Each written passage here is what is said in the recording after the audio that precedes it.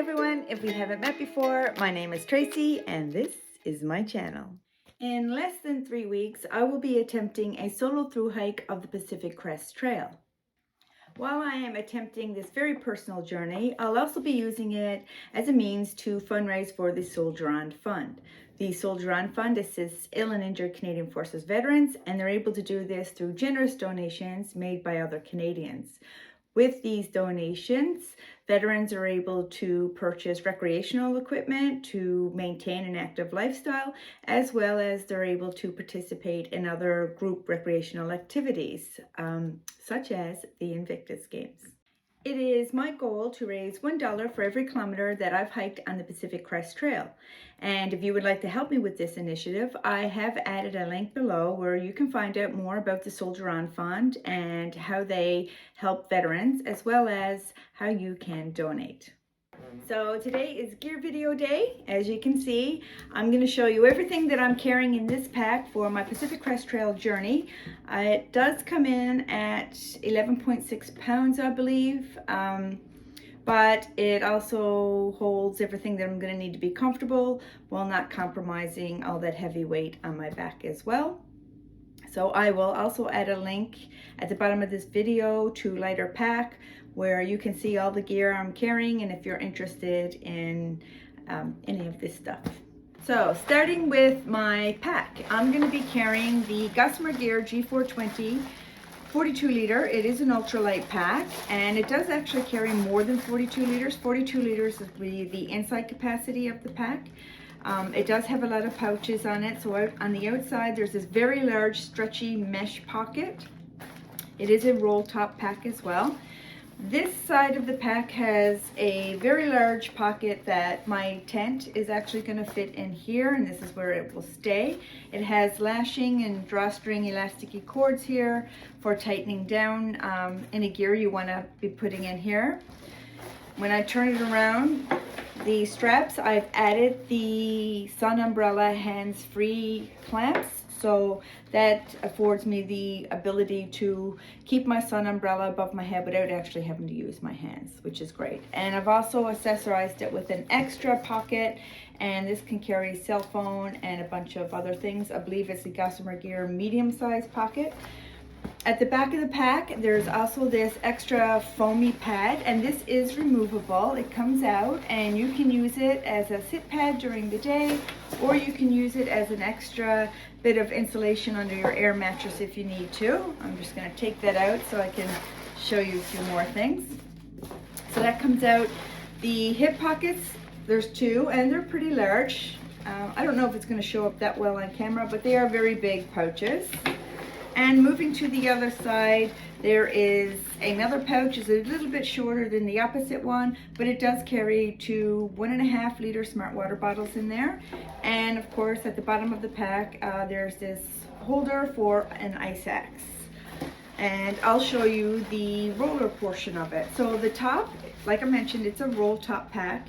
So you just unbuckle it, and then on each side, there's also these buckles here. You unbuckle those and it unrolls at the top.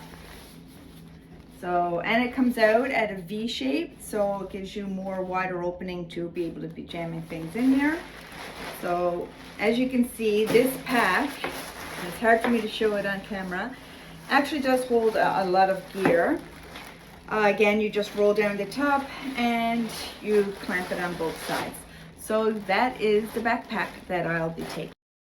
I almost forgot to mention, inside the pack, I also have it lined with a polypro sheet, and this is just to keep any of my gear inside from getting wet. The shelter system will be the Gossamer Gear, the one. It is a one-person single wall tent. It is also a poleless tent. So what I mean by that, you don't use any tent poles for erecting this tent at all. It is very light. It comes in at just a little over a pound. And as you can see, doing Gossamer Gear no justice, keeping your logo upside down, it squeezes. It's very compactable, and this is why it'll fit into that side pouch of my pack. I will also be using the MSR mini groundhog stakes, And I know that these are not going to secure my tent in certain conditions, such as a lot of sand and it's windy, as well as in the Sierra Nevada portion where you're on slate rock. So in those instances, I'll be using the small rock, big rock method of securing my tent, as well as these if they go into the ground. And I'm looking outside. It is crazy snowy out there. I'm gonna turn this around so you can see California. You're not the only ones getting snow. Where do I turn this around? Underneath my tent floor, I will be using a polycro sheet as well. And this footprint has been cut to fit the bottom of my tent on the outside. So this will go on the ground, then my tent will go on top of it, and this will help protect it from any pokey things that may be in the ground that will stop from coming through the floor of my tent, as well as keeping any water out of the bathtub portion of my tent. As I mentioned, my tent is a poleless tent system, so that means that there's no poles to actually keep my tent upright. Instead, I'll have to use my trekking poles, both of them. So one will go in the front of the tent and one at the back, and then you will stake out the bathtub portion of the tent. So I'll be using the Gabil Carbon Accord trekking poles. Right now they're compacted, so you can see them in this video. But these will be also my trekking poles in the daytime and erecting my shelter in the nighttime. My sleep system will consist of a few layers. First, starting with this 1/8 of an inch foam pad. And this is going to have a few uses. It's very ultralight. It's small, it's accordion style, as you can see here, how thin it is.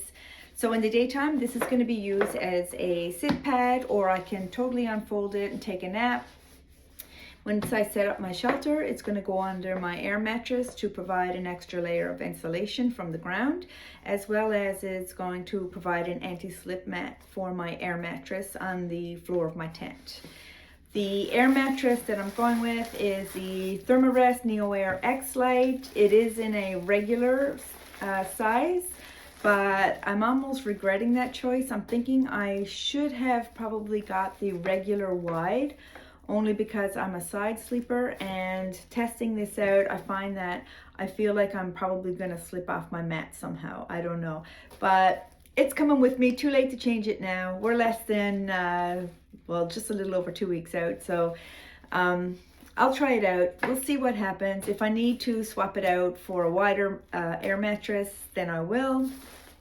And I have here, I know a lot of people are going to say it's probably a luxury item, and maybe it is, but it's going to be worth its weight, and it is very, very light, so I don't mind carrying it for the convenience that it is going to give me. I have the Thermarest NeoAir Micro Pump, and this is going to inflate my air mattress and deflate it as well, saving me time. But not only that, when you blow into your air mattress, you're actually putting moisture in there, and that creates molds and such.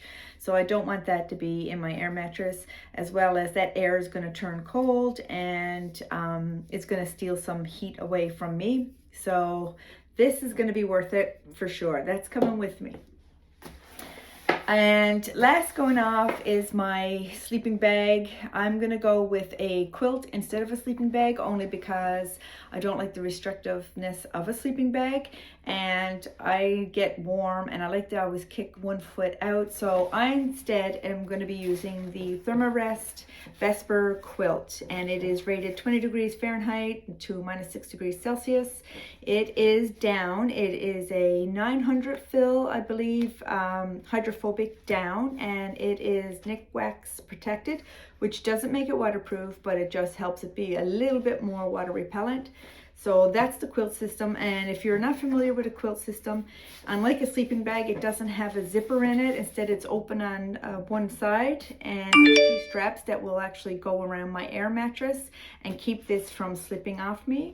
This particular one also has a collar system, so the collar portion can go around your neck and it snaps, and there's also a drawstring on that to cinch it in if I should, to keep that extra warmth where it needs to be. And the last part of my sleep system is a pillow, and it's an inflatable pillow, and it has this fabric on both sides.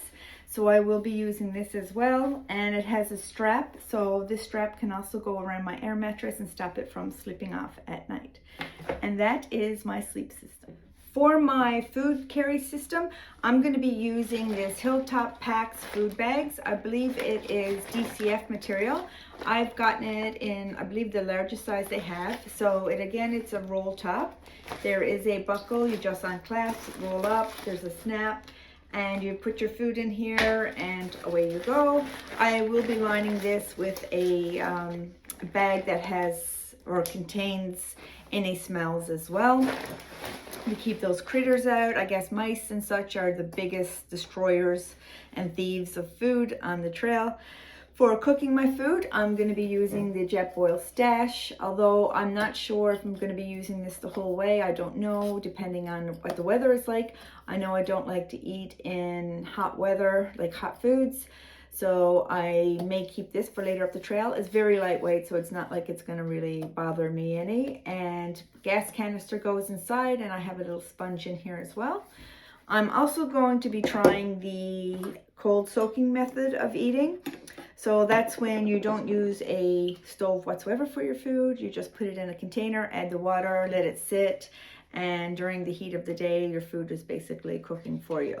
So I did purchase this Canuck food bag, and I believe they're new only because I haven't seen them before, and I thought I'd try it out because unlike a container, using it for cold soaking, most people use like a, I don't know, an empty, what are they, those Talenti yogurt bowls, ice cream, I don't know what it is, but anyway, I'm going to use this Canuck bag, and it's just like their water bladders. The top slides off, and as you can see, there's directions on the back here. You can add your water in here and your food and let it cook as you're walking. So it has this great hole up here that I can put a little carabiner on, then attach that to the back of my pack, and then the heat of the sun is actually cooking my food for me. So that way I don't have to use up any gas in my canister, or I can reserve it. And not only that, it is very compactable. So that is coming with me as well. And for eating my food, I am taking this Tokes titanium spork, and it's very lightweight. And this is going to be my utensil for eating. For my water system, I will be carrying the Sawyer Squeeze. So your water is going to come from water sources on trail, lakes, rivers, ponds, what have you, streams, puddles, whatever. So this is going to filter any of that nasty stuff that is in that water. So this is a lifesaver. This is coming with me. And to collect the dirty water, I have this Canuck 3-liter bladder, and this is where I'll collect the dirty water. And from there, this gets screwed on. Once that cap comes off, this gets screwed on to here, and from there I can filter it into a water bottle and drink from there, or I can just drink from this if I wanted to. But that is my water system, or for collecting water, purifying it. And I do have this little collapsible latex mug, I guess. I don't know, it's coming with me, but I don't know if I'm actually going to use it. As you can see, it's pretty thin, there's not much to it, and the top pops off, and then it pushes out to this little cute little mug. Lately I can't drink coffee or much coffee, so it gives me heartburn very, very bad. So I mean, if it comes with me and I don't end up using it, I can just throw it in a hiker box and maybe somebody else can appreciate it. And that is it for my food and water system. I think I've shown you everything. All my extra gear will be kept in this stuff sack. Inside that stuff sack, I'll be carrying my hoodie, which is the Outdoor Research helium down version. I believe it's 800 filled down, and I decided to go with this one only again because of all the weather that's happening in California. And I definitely know that when I hit the Sierra Nevada portion of the trail, it's still going to be a lot of snow up there and quite cold at those higher elevations. So this can also be used as an extra layer for when I'm sleeping as well, to keep me warm, because I know I will be sleeping on snow there. I also have an extra insulation, like mid-layer, and I'm going with the Mountain Hardwear sun hoodie. And I don't know if you can see this color pretty well because there's a light behind this phone, but it's called Electrolyte. and that is going to be an extra base layer if I should need it. And I know that a lot of people don't tend to bring anything to sleep in, any extra clothes. Some people do for sure. I've chosen to, only because I know that when I'm hiking all day in that stinky, sweaty clothes that I'll be wearing for at least a week before I get to wash it, I'm just gonna want to put on something else, and you know, that'll give me some more better sleep as well, which is important. So I have decided to go with, again, Mountain Hardwear. It is their Air Mesh hoodie. But the great thing about this shirt, if you can see, it has this meshy outer layer, and on the inside there's this warm, fuzzy, I don't know if you can see that too good, fuzzy layer. It's not fleece, it's something else, I'm not sure what, but it is so lightweight. Like, this feels like nothing in my hand, but it's warm. So that'll be a sleep shirt for sure. Or again, if I should need to use it as an outer layer, that's what it can be used for. And for my bottoms, I've decided to go with the Lululemon Wonder Tight leggings. They're an older pair, but they still have a lot of good stretch, and they will keep me warm. And I can also use it again as an outer layer for definitely the Sierra Nevada portion of the trail, because there's going to be a lot of snow up there. So that is my sleepwear. Oh, I also have these socks, and I can't remember where I got them. It could have been Sport Check, and I don't know if they had any brand name in particular, but they are called heat holders, and they're very thick, but again, they're very fuzzy on the inside. And normally I would never sleep in socks, but I may need these. So those will be my sleep socks, and that is it for my sleepwear. And I also have some extra odds and ends of things. An extra pair of Injinji toe liners. I'm only taking 2 pairs of Injinji toe liners. One I'll be wearing, and an extra set. And then of course I'm going to show you that, but it's my sock system. There will be a pair over the ones I'm wearing. And I have an extra pair of Wool Love merino underwear. Only 2 pairs of underwear. One I'm wearing and an extra pair. And I know all my military friends are going, what about your 30 t-shirts and your 60 pairs of socks? It's not required. I also have my gloves that I'll be taking, and they're not heavy duty gloves. They're pretty warm. They're the Combi lightweight gloves, but they're good for those cold mornings or cold nights that I'm walking, because I do plan on doing a lot of night hiking as well. And of course, the token toque. So that is the gear that I'll be taking with me, or the extra clothing that I'll be taking with me. My everyday wear will be those items that I'll be wearing every single day while I'm on trail, and they'll only be replaced as they break down. So starting with my shoe, I'm going with the Salomon X Ultra, only because it's a shoe I'm very familiar with. This is like my 3rd pair of these. I have a narrow foot, and I do like the toggle system on these shoes. So you can toggle this to be as tight as loose across the bridge of your foot. And this portion will then tuck into a little pocket behind the tongue of the shoe. They have a great grip on them, and they have a lot of cushioning. And while these are the shoe I'll be starting the trail with, they definitely won't be the shoe that I'll be finishing the trail with, because my foot is going to change. So I may get a few 100 miles out of these, maybe, before I have to swap into something else that fits my needs at that time. I'll also be using a 2-sock system. So I'm going to have the Injinji toe liner socks first, and these are like little hugs for your toes, followed by the Darn Tough Micro Cruise. So those will go over those liners, and this system combined actually will help hopefully cut down on any blisters on my toes.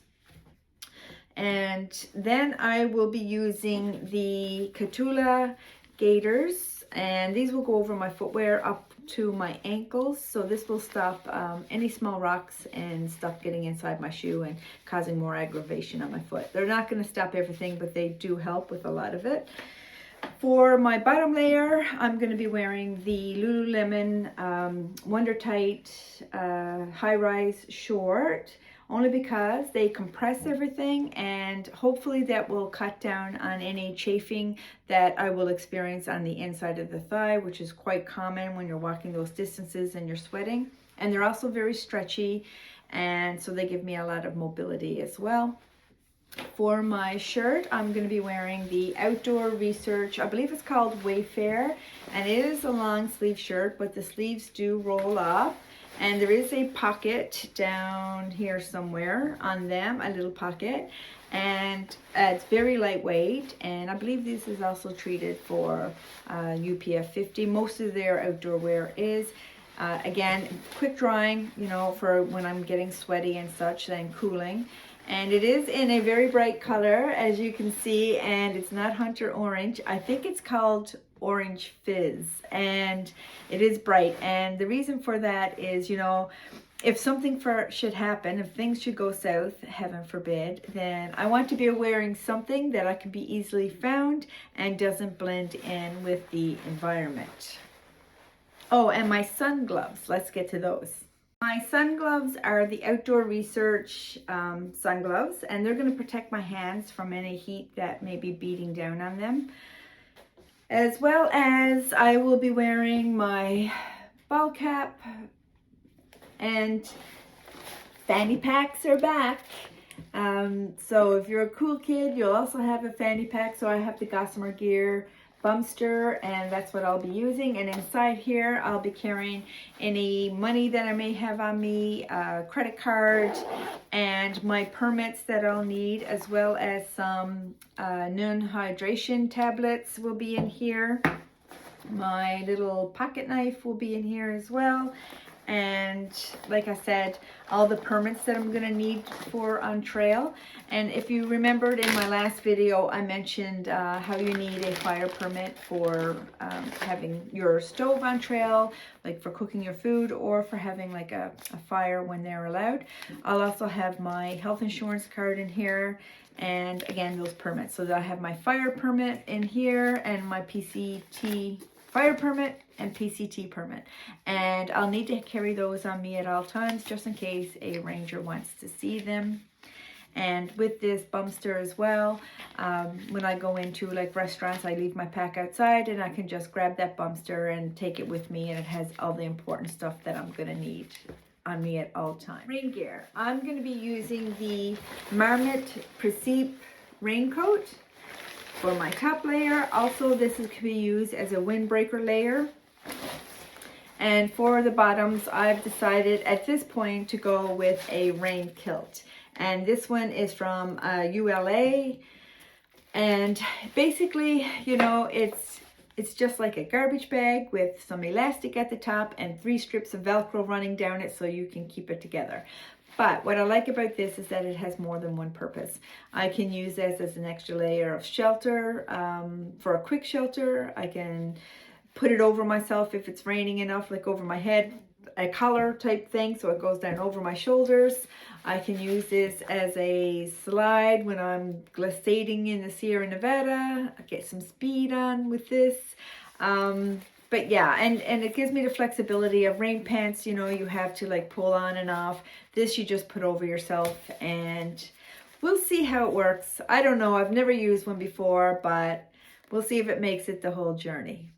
I'll also be carrying a buff with me. I almost forgot that. So a buff is great for keeping sun off your neck and off your head as an extra headwear layer. And you can also use it, you know, as a face mask for going through those windy areas where sand and dust is blowing around. And you can also use it as like a little towel if you need to use it. So it has quite a few uses. So this will be coming with me as well. So I know I've been asked a lot, how do you go poop in the woods? Well, there are rules to that, and I'm going to show you what you do.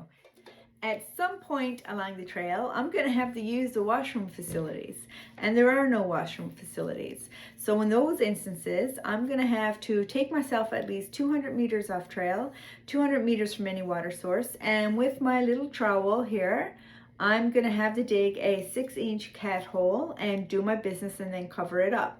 As you can see, this little trowel has serrated edges on it, and that's to help break into you know, any of that hard ground area. My plan is not to use any toilet paper and very minimal wet wipes, if any. And the reason for that, and there's two reasons. One is you shouldn't be burying any toilet paper or wet wipes in the ground. Animals can dig them up. Wet wipes aren't going to break down. It impacts the environment, and it looks nasty when it is dug up and other people are having to walk through there as well. Nobody wants to see that. And the second reason is anything that you pack into the trail, you should be packing out with you. So any used toilet paper, any used wet wipes, you should have a baggie that you put that stuff in and take it out with you. And I really don't want to be carrying gear or things that aren't going to have any use to me. And who wants to carry around days worth of used toilet paper and used wet wipes and before you find garbage disposal area to put that into? So I don't plan on using that. Instead, I plan on using a bidet system. And if you can see here, this is the top portion. It has a little hole in it, and that's going to go into a water bottle, which I have this Canuck collapsible water bottle. And fill this up with water. This will fit into the top portion. You push it in, and then you can just squeeze, and that's how you will clean your nether areas or the goods. Most women will also use what's called a cooler cloth, and so this cooler cloth is micro antibacterial, has a covering on the outside, but the inside has like a charcoal filled, it's a very soft cloth. It's considered like a reusable toilet paper, and so you can dry yourself off with one of these. It connects to the outside of your pack so it can air dry. They're easily washable, and you can also like rinse it out into a stream or what have you, and you know, clean it that way if you needed to before you get to a town where you can wash it out. So that is going to be my bathroom ritual, I guess, followed by hand sanitizer. I won't be carrying any hand soap, only because hand soap, again, bad for the environment, leaches into the ground, and I don't want to be impacting the environment as much as possible.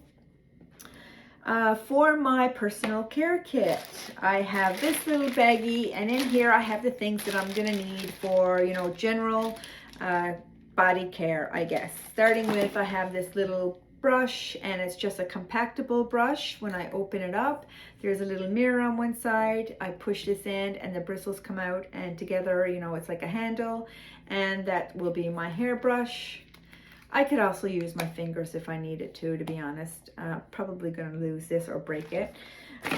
And in here I have some face wipes, I have toothpaste, I have my, where is it? Oh, my collapsible little toothbrush here. And I have also some dental picks or floss picks. Of course, this stuff is not going to last me the whole trail. It's going to be replaced as I need it, but there's no need to be carrying a whole bunch of stuff. I also have in here some body glide to help with anti-chafing, and I also have some foot glide. So with this, I will put it on over my feet before I put my socks on. And I also have a little container. It's flipped around, but it's just a little mini deodorant, and I'm not going to be wearing deodorant on trail. It's actually pointless to be wearing deodorant on trail. Everybody stinks, and I'm told that after a while you don't even realize it. So that's mostly for just my travel days down to San Diego.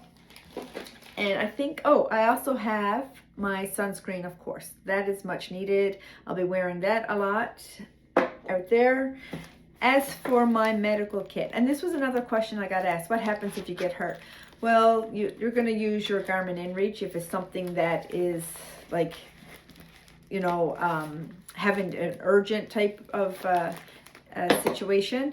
But other than that, there's no need to carry a huge med kit because you're not going to cover all the scenarios of things that can happen to you.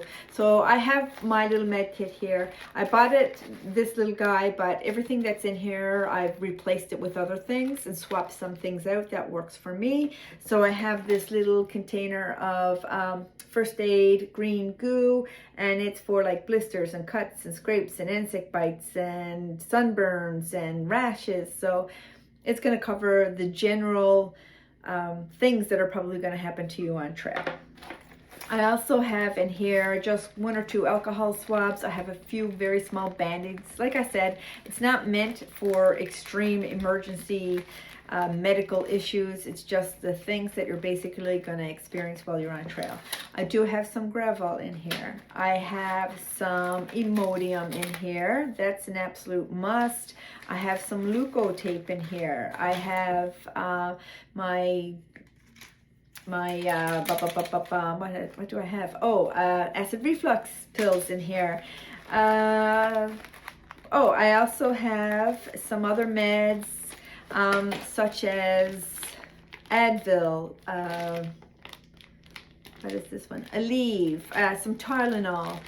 Again, it's just like enough stuff to get you off trail if you should need to get off trail where the situation dictates so, just to get me into town where I can see like a doctor or something like that.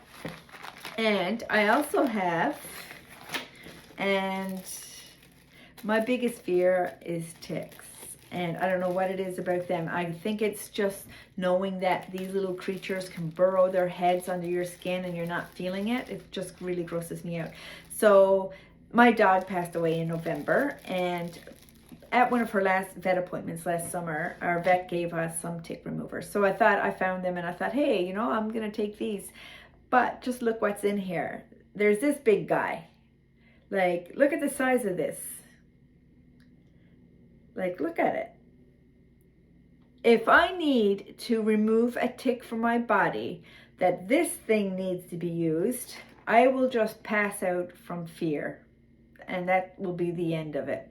Because that is terrifying. I mean, look, you could catch a grouper with this guy. And then, of course, there's this smaller little one as well, which I would assume is for normal size ticks. I don't know. But just know, if you're out on trail and I'm in your vicinity and you get a tick on your body, I've got you covered. The only thing is you're going to have to remove it yourself because I will be long gone. So that is my med kit. For my satellite system, I'm going to be using the Garmin inReach Explorer Plus. And I know you can get the smaller version of this, but I actually really like the larger version of it. Technology is not my thing. I'll be the first to admit it. So I do like that this screen is really large in here. And as you can see, it has everything on there that I'm going to need. And I can toggle through. There you go. I think I have a message there. So yeah, I do like this one.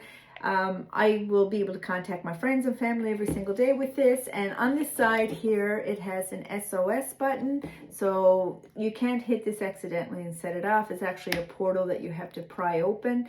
And there's a button in there that you hit and you hold it for a couple of seconds. And I will have access 24/7 to search and rescue. That's not to say that they're going to show up immediately. It can take a few hours. But at least it gives you, I guess, some confidence in my family, some confidence that if something should happen, you know, someone knows where I am and I can be easily found. Probably one of the heaviest things in my gear is this battery charger, and it's a beast. And I need that because I am tough on things. And this can be kicked around and dropped and stepped on, and that's exactly what I need. It is the Rock 1600 solar battery charger. And yeah, it's heavy duty, but you know, when I get into towns, everybody is trying to charge up their gear. I have never killed this yet, to be honest, in my hikes around here.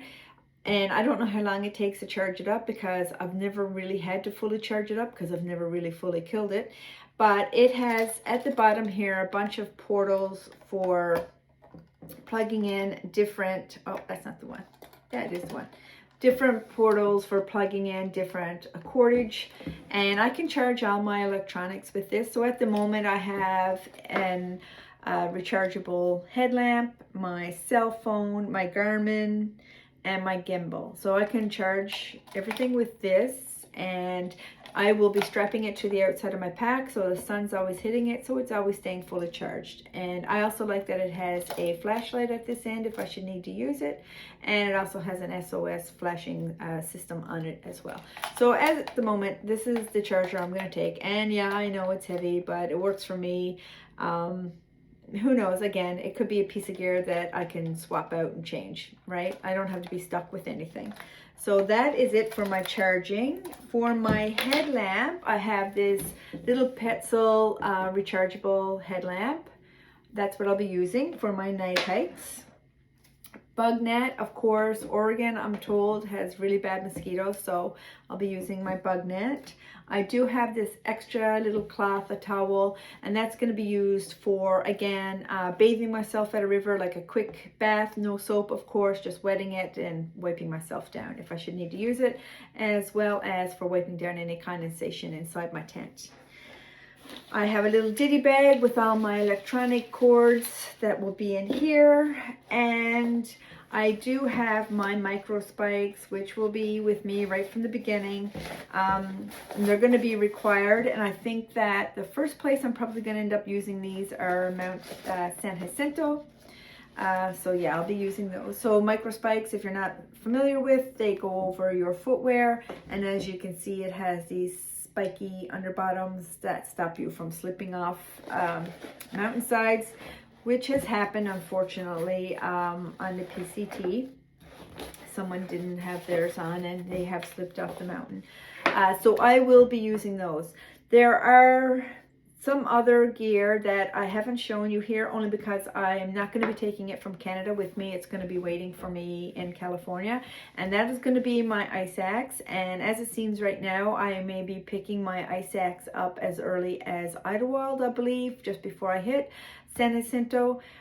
If the weather should change and I don't need it there, I'll probably be picking it up in Kennedy Meadow South, where I will definitely need it going through the Sierra Nevada. As well, I didn't show you a bear canister, only because I don't have that. I won't be traveling with it. It will be in California.